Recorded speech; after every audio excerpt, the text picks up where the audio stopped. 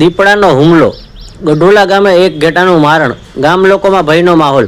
ભાવનગર જિલ્લાના તળાજા તાલુકાના ગઢોલા ગામે ગઈકાલે રાત્રે દીપડાએ એક ઘેટા પર હુમલો કરીને તેનું મારણ કર્યું હતું. આ ઘટનાથી ગામમાં ભયનો માહોલ ફેલાયો છે. ગામના માલધારી ભાઈઓએ જણાવ્યું કે રાત્રે લગભગ 11 વાગ્યે દિવાલ કૂદી ઘરે દીપડો ઘૂસી આવ્યો હતો. હું અવાજ સાંભળી દોડી ગયો. ત્યાં સુધી દીપડાએ મારું એક ઘેટું મારી નાખ્યું હતું. અંદાજે રૂપિયા 10 થી 12,000નું નુકસાન થયું છે. ઘટના બાદ ગામ લોકોમાં ડર અને ચિંતા જોવા મળી રહી છે. લોકો જણાવે છે કે છેલ્લા કેટલાક દિવસોથી ગામની આજુબાજુ દીપડાની હલચલ વધી છે, જેના કારણે રાત્રે પશુઓને ખેતર પાસે ખુલ્લા મૂકવા લોકો ડરી રહ્યા છે.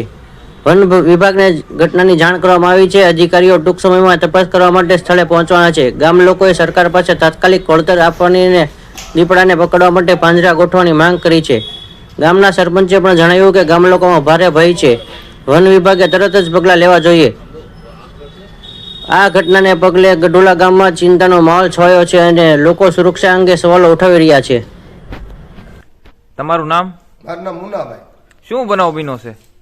બનાવ તો સર અહીંયા આપણે રાતે 12:30 દીપડો આવી ગયું. હું અહીં ઊતો હતો, હાકડો માર્યો તો આ નડિયો ગાર્ડનનો ભાંગી નાખ્યો. હા,